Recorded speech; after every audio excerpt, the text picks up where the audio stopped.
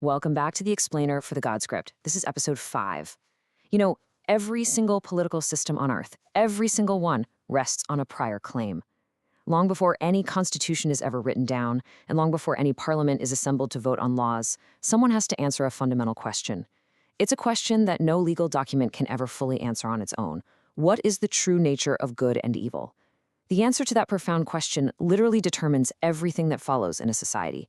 It shapes who deserves dignity, who gets to hold power, and ultimately who can be sacrificed in the name of a higher purpose. So today, we are going to deeply explore how 5 major religious traditions define evil in their own terms. And more importantly, we're going to look at exactly what happens to our physical political reality when those ancient definitions are weaponized. Because here's the thing, evil is not simply bad behavior. It's not merely a harmful action or a mistake. In the language of every major religious tradition, evil is an active, profound force that opposes the divine order itself. And when a human conflict gets framed in those monumental cosmic terms, something very specific and very terrifying happens to human cognition. The rules completely change. The ordinary limits just disappear. Why? Because in your mind, you are no longer fighting a human enemy with human grievances. You are fighting a cosmic force that God has already condemned. And when a conflict becomes cosmic, taking the life of your opponent is no longer seen as murder. Suddenly, it is viewed as a sacred, righteous duty. Okay, let's dive into this. On the agenda today, first, we'll establish the cosmic warframe. Second, we'll look at Judaism and the internal battle. Third, Christianity and Islam's external adversaries. Fourth, Hinduism and Buddhism's focus on cosmic order. Fifth, we'll break down the exact steps of cosmic war. And finally, we'll tie it all together with a major historical case study in Africa. Section 1. The Cosmic War Framework. Let's look at the foundational frameworks by Karen Armstrong and Mark Juergensmeyer. To really grasp this, we're relying on 2 foundational frameworks from scholars Karen Armstrong and Mark Juergensmeyer. These are going to govern our entire analysis today. First, Karen Armstrong provides this absolutely crucial distinction between religion and the state. I want you to consider a surgeon's scalpel and a murderer's knife. Physically speaking, they are the exact same instrument, right? They are identical pieces of sharpened metal. The profound difference between a life-saving surgery and a violent crime is not the blade itself. It is the institutional purpose and the overarching narrative frame in which that blade is being used. For our analysis, religion is the narrative frame, but the state, or the political operator, is the hand that actually holds the blade.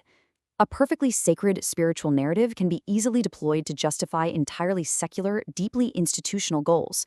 The blade is the same. The frame changes everything. And this brilliantly illustrates Mark Juergensmeyer's concept of the cosmic war. Juergensmeyer spent years studying the perpetrators of religious violence across multiple different traditions, and he found a shared cognitive architecture among all of them. Think of an ordinary courtroom drama. You have a plaintiff and a defendant. Both of them are subject to the exact same rules of evidence, they have to follow the same laws, and they answer to the same human judge.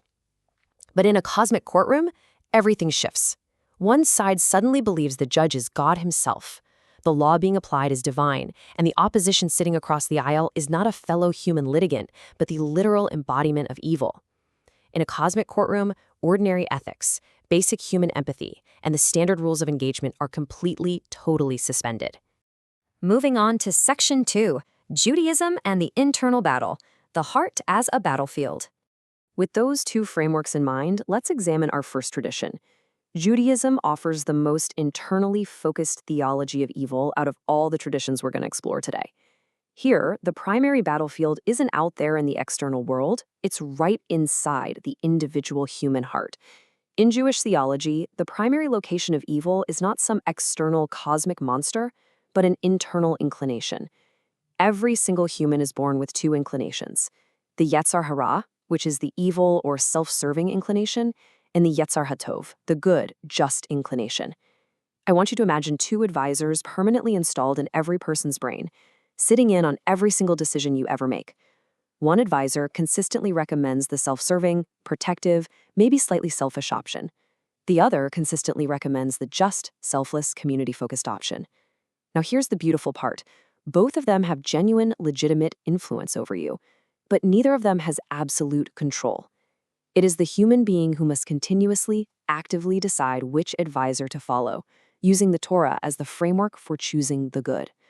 That is a picture of incredible spiritual seriousness. Now, because Judaism locates evil primarily within the self, it is structurally highly resistant to cosmic war framing. If the primary enemy is inside me, it actually requires a massive, complex, theological leap to project that evil onto an external group of people. However, historic exceptions absolutely have occurred. Under conditions of profound existential threat or perceived political humiliation, extreme fringe groups have managed to project the Yetzer Hara outward onto external political enemies. For example, certain radical actors have historically framed the Palestinians not as ordinary political opponents with distinct territorial claims, but as external embodiments of demonic forces.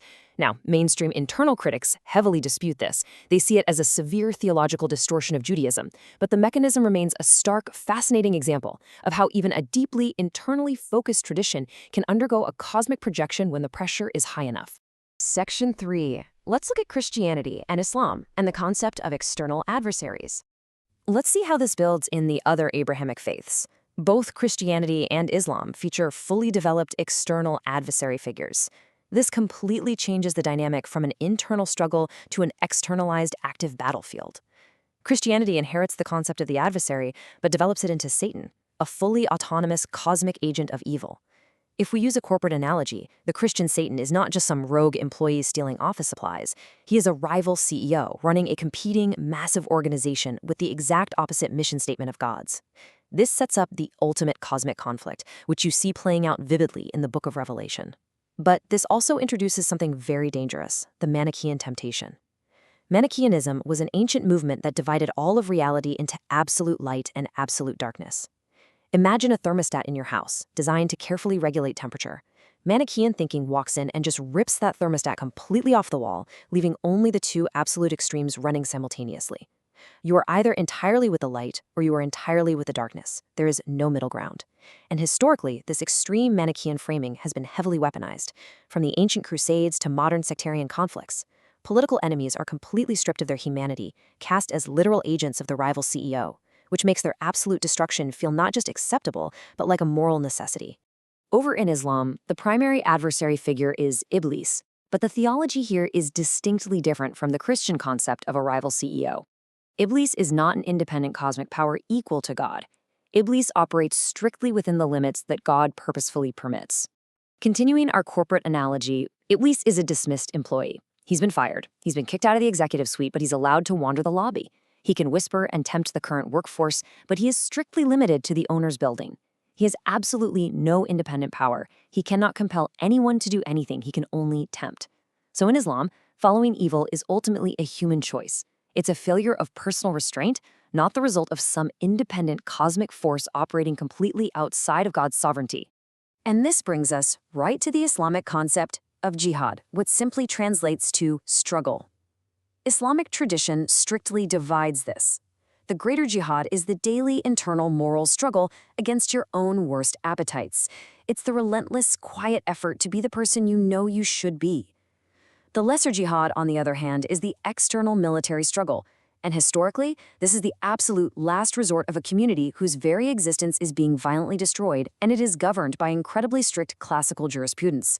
However, look at how this gets weaponized. Groups like ISIS at Dabiq intentionally collapse the two. They bypass the strict legal scales and rules of lesser jihad entirely by declaring a final apocalyptic cosmic battlefield. By claiming the end of times was literally at hand, they argued that all the ordinary rules no longer applied. They completely transformed classical jurisprudence into an unrestrained, bloody cosmic war. Section 4. Moving eastward, let's explore Hinduism and Buddhism and the cosmic order. Now we turn our attention to the Eastern traditions. Here, evil is not primarily framed as a personal, sentient adversary with a face, but rather as the disruption of fundamental cosmic order itself.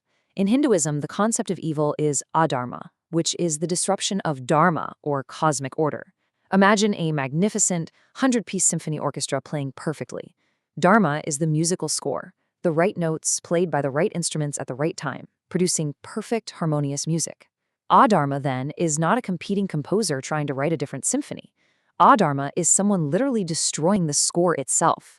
It is random, screeching noise where music should be. It's chaos where order absolutely must be. It's a profound concept. However, this beautiful theology is frequently weaponized in modern political rhetoric. Nationalist movements will cast minority populations or secular opponents not as fellow citizens with different political views, but as literal agents of adharma, destructive forces of cosmic chaos that are threatening to undo the entire civilizational symphony. In Buddhism, the tempter figure is Mara. But Mara isn't a villain in a traditional war story. Mara is actually the protagonist's own worst internal impulses given a face: desire, delusion, and aversion, personified into a character. Defeating Mara doesn't mean taking up arms and killing an external enemy. It means achieving enlightenment by seeing right through the internal forces that give that enemy power in your own mind. It's an incredibly deep psychological approach to evil. Yet, tragically, we see this deeply internal theology weaponized as well. Buddhist nationalist movements in places like Myanmar and Sri Lanka have frequently cast vulnerable minority groups as Mara-equivalent forces. They use the language of protecting the pure, dharmic homeland from outside spiritual contamination. They apply a rigid cosmic war architecture to justify extreme systematic violence, all while using the peaceful historical vocabulary of spiritual protection. Section 5. The Steps of Cosmic War and the Actual Mechanism of Violence. So, the absolutely crucial point we have to ask is this: how do these vast, abstract theological concepts actually translate into real-world violence? We have to pivot right now from theology to the explicit sociological mechanism of violence. Mark Juergensmeyer identified 4 precise steps that literally convert an ordinary political conflict into a cosmic war. Think of this as a construction process. Step 1, cosmicize the conflict. You lay the cosmic frame. You frame a mundane dispute purely as a battle between divine order and demonic forces. Step 2, lose the battle on earth. Identify community humiliation. Because if God is on our side but we are somehow losing politically or militarily, the loss must have a cosmic explanation, which requires a cosmic response. Step 3, suspend ethics. In a cosmic war, ordinary human limits just disappear. You are fighting the literal embodiment of evil, so killing becomes a sacred duty, not a crime. Step 4, activate the believers. This is where Armstrong's operator steps in. A political operator understands that a cosmic frame converts ordinary, decent people into uncompromising soldiers who will simply not ask questions about legality or proportionality. Section 6. The African Case. Let's look at the colonial cosmic war. To see this exact mechanism operate at its absolute maximum, terrifying capacity, we're going to turn to our primary historical case study. We are going to look at how the Christian good versus evil binary was applied comprehensively and lethally to the African continent during the colonial era. Step 1 was cosmicizing Africa. The colonial encounter was narrated to the globe as pure light entering absolute darkness. Remember David Livingstone's famous phrase, commerce, Christianity, and civilization? That was not pitched as 3 separate projects. It was viewed as a single, indivisible, cosmic mission to extend the divine order into the territory of darkness. Step 2 involved the humiliation of resistance. When African nations resisted militarily, like the incredibly brave defenses mounted by the Herero or the Zulu, it was framed by the colonizers not as a legitimate political defense of a homeland, but as cosmic obstruction. The darkness was literally fighting back against the light. Therefore, the devastating Herero genocide in the early 20th century was conducted by a colonial power that fundamentally framed African resistance as an existential threat to civilization itself. Now observe closely how steps 3 and 4 institutionalize the horror. Step 3 is the suspension of ethics. In King Leopold II's Congo Free State, the deaths of millions of people through brutal forced labor and mutilation were somehow presented to the world as a noble, humanitarian Christian mission. The punishing, impossible rubber quotas existed comfortably within a theological narrative of uplift. Step 4 is the operator's scramble. Operators like Cecil Rhodes and King Leopold, they didn't want a spiritual victory. They wanted minerals, they wanted land, and they wanted rubber. But they deliberately used the Christian cosmic war narrative to legitimate their brutal extraction. Remember Karen Armstrong's vital distinction from the beginning of The Explainer: the narrative frame and the institutional purpose are completely separate things. The theology provided the perfect moral cover to legitimate the ruthless extraction that the political operators desired. The blade was held by the state even if the frame was religion. Which brings us to our synthesis. Once a conflict is reduced to these 2 absolute colors, absolute good and absolute evil, the ordinary grammar of political negotiation entirely ceases to function. It just stops. Every ordinary human conflict has a potential off switch. You can negotiate, you can mediate, you can find some middle ground, or you can compromise, but you cannot negotiate with the literal embodiment of evil.